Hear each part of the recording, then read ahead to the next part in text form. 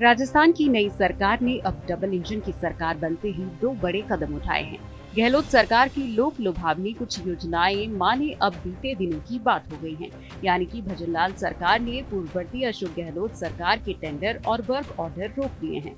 तो वहीं 25 लाख रुपए की चिरंजीवी स्वास्थ्य बीमा योजना पर भी ब्रेक लगाते हुए 5 लाख का आयुष्मान स्वास्थ्य कार्ड बनाने की कवायद शुरू कर दी है। तो दूसरी तरफ राहत ये है कि लगभग 5.5 लाख करोड़ के कर्ज में डूबी राजस्थान सरकार को पहली किस्त के रूप में 4,396 करोड़ रुपए का तोहफा केंद्र से मिल गया है।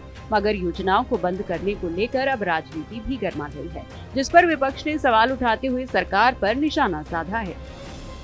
टेंडर निरस्त कर दिए इन्होंने। ये तो जब सरकार बदलती है तो सरकार की इच्छा पर डिपेंड करता है। लेकिन मेरा ये मानना है यदि कोई पब्लिक वेलफेयर को लेकर यदि किसी तरह के टेंडर हुए हैं और पब्लिक वेलफेयर की जो योजनाएं चल रही है वो बंद नहीं करनी चाहिए। आप उन योजनाओं की जांच कर लीजिए लेकिन बंद मत कीजिए। यदि किसी को रोटी मिल रही है और किसी को खाने का पैकेट मिल रहा है और आप ये बताइए चिरंजीवी योजना में लोगों का इलाज हो रहा है। चिरंजीवी योजना क्या है? आप जाइए हॉस्पिटल में, प्राइवेट हॉस्पिटल में, आपके फादर के हार्ट अटैक आ गया तो आपके पास 1 रुपया भी नहीं है, तो आप मकान बेच के तो एकदम कर नहीं सकते पैसा इकट्ठा। आप गए, चिरंजीवी कार्ड है, आपका हार्ट का ऑपरेशन हो जाएगा या हार्ट में स्टंट लग जाएगा, 5-5, 10-10 लाख रुपए का इलाज हो रहा था। तो चिरंजीवी जैसी योजनाओं को कांग्रेस बीजेपी में नहीं बांटना चाहिए। हम हार गए, हम कांग्रेस के लोग, हमने हार स्वीकार कर ली, जनता का मैंडेट हमें स्वीकार है। लेकिन आपकी जिम्मेदारी बनती है बीजेपी के लोगों की कि ऐसी योजना जिसमें डायरेक्ट लोगों को रोटी मिल रही है, इलाज मिल रहा है, दवाई मिल रही है, उन योजनाओं को कम से कम इनको बंद नहीं करना चाहिए।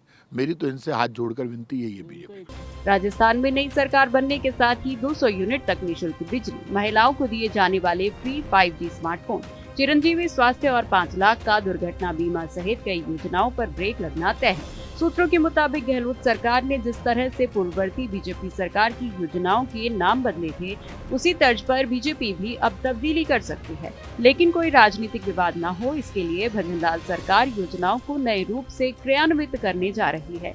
केंद्र से मिली 4,396 करोड़ की राशि भजनलाल सरकार के काम की गति में उत्प्रेरक का काम करेगी। कांग्रेस के उठाए सवालों पर बीजेपी योजनाओं की समीक्षा कर उन्हें बेहतर तरीके से प्रस्तुत करने का प्रयास करने की बात कर रही है। चुनाव की वैतरणी पार करने के लिए गहलोत सरकार ने दनादन स्वीकृतियां जारी की, प्रशासनिक आदेश जारी किए, सड़कों के लिए किए, नहर के लिए किए, विद्यालय के लिए किए, महाविद्यालय के लिए किए, भवनों के लिए किए। पर उसके अंदर बजट का प्रावधान टोकन, किसी में 5,000 का, किसी में 50,000 का, प्रोजेक्ट करोड़ों के, तो इस प्रकार के प्रोजेक्ट पूरे करने की मंशा पिछली सरकार की रही ही नहीं। इसीलिए भजनलाल जी की सरकार ने इसको रद्द किया है।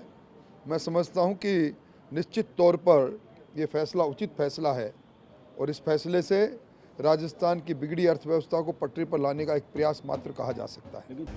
बहरहाल योजनाओं के नामों में तब्दीली के साथ साथ लगभग 5.5 लाख करोड़ रुपए का कर्ज भजनलाल सरकार के लिए चुनौतियों से कम नहीं है।